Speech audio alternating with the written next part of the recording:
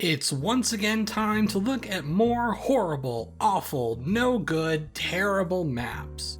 Like before, these have all been sent to me by various viewers over the past few months, and I selected the final ones. Some people have asked me in the past how I pick them, and honestly, there's no real formula to it usually. Most of the time, it's just the ones who stick out the most to me. But this time, I wanted to be a bit more selective because sometimes maps are sent in without context, and I kind of get the suspicion that they're just maps purposefully drawn bad. And while sometimes those are funny, I want this series to highlight bad maps in more professional settings. Not someone trying their best to draw the worst map, but rather a map in a book, or made by a governmental agency, a business, featured on a TV show. Some sort of thing that was trying to get a sincere map, but dropped the ball. So for the future, when you send in horrible maps, please keep that in mind and you'll more likely have your map chosen. But before we look at some of the maps you guys sent in, let's look at this video's sponsor, World War Armies. If you're looking for a strategic war game on the go, then perhaps World War Armies from Hype Masters is the right game for you. World War Armies is a real-time multiplayer strategy PvP about World War II, where you try your best strategies to get out of difficult combat situations. When you play, you'll find combinations of elements from other classic strategy games, but still get to play with a variety of authentic World War II vehicles and infantry. With the great 3D graphics, you'll be able to enjoy devising offensive and defensive strategies whether at home or on mobile. Each nation in the game has a wide variety of units to choose from, especially tanks. With up to 70 different units in the game, no player will have the same army as you, allowing for many different styles of play. There are even unique generals that have special abilities that could make the difference between victory and defeat. My personal favorite feature is the variety of different battle maps you can choose from. Perhaps you'd prefer a setting with lots of buildings and rivers for intense urban combat, or maybe you'd prefer a simple head-on-head confrontation right out in the open. You can try all of these battlefields with players from around the world in 1v1 matchups, or you could even have a friend join you in a 2v2 matchup as well. Click the link below to try World War Armies, and if you complete the tutorial, you'll also receive a Pershing tank and desert skin with tokens. That'll certainly give your army an edge at the right battle. Be sure to try World War Armies or download it on your mobile device, so you can armchair general your way to victory.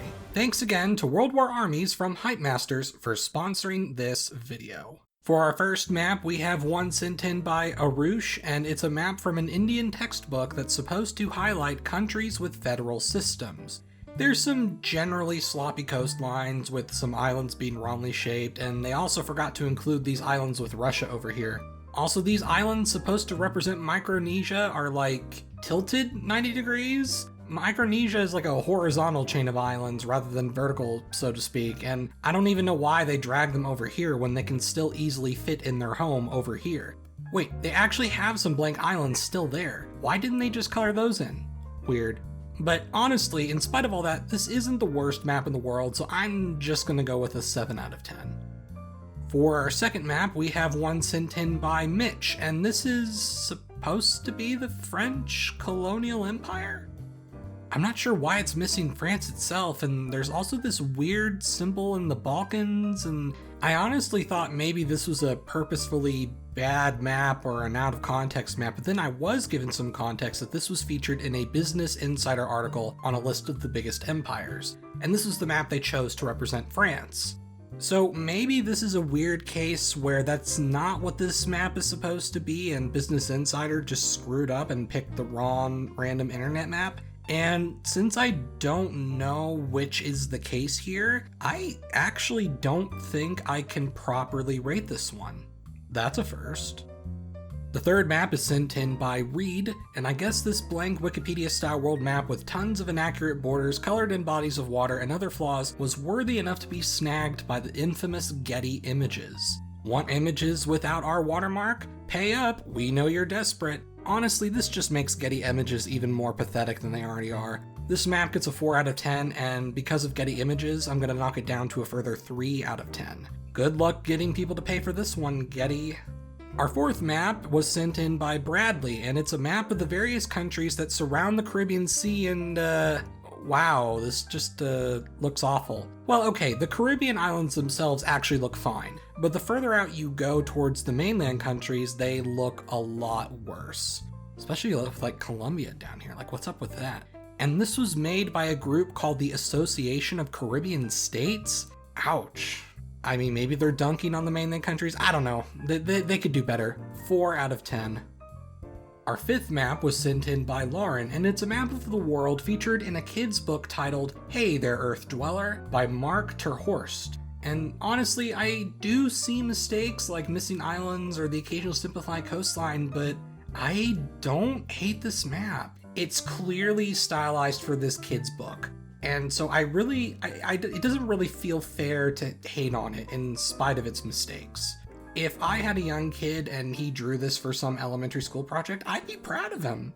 This actually gets a positive score of an 8 out of 10. Map number 6 was sent in by I Love Romania, and it's a decorational, presumably wooden map hung up in some Filipino airport. I was not told whether it was Manila or another one. It's somewhere. As a concept, I like the idea of a decorational wooden map with a light glow behind it, but we do have a lot of simplified shapes and mistakes here. Australia's tilted 90 degrees along with the New Guinea shape, and I sort of understand the weird wooden connections between the continents because this needs to be hung and balanced, and so it's probably a stability thing, but I do feel like it could have been done better aesthetically. The most perturbing mistakes by far, though, are the labels, where we have New Zealand labeled on tilted New Guinea, Norway labeled on Britain, Finland owns Moscow, and Uganda apparently just took over the Congo. Hopefully this airport can find a much better decoration. 4 out of 10. Our 7th map was sent in by Tom and is a featured map in the National Museum of Archaeology in the Maltese capital of Valletta. It's illustrating some sort of circumnavigation around Africa. I wasn't given the full context, and at first this map didn't appear too bad, but the further outwards from the center in Africa, the worse it gets. All of the Arctic islands in North America near Greenland have fused together for some reason, and then also there's a backwards Australia and Indonesia that have moved into the Indian Ocean and crashed into India and Madagascar.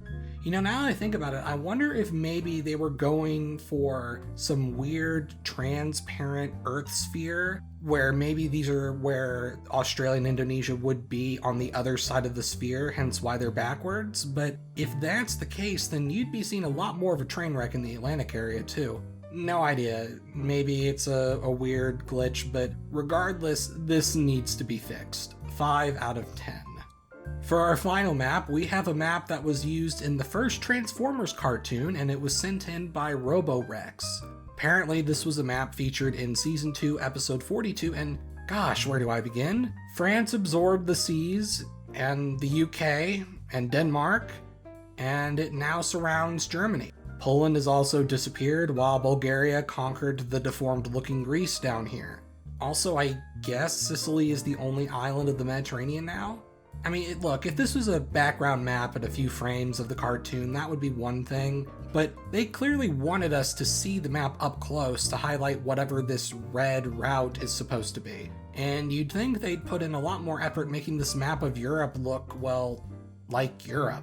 This one is going to get the coveted nope out of 10.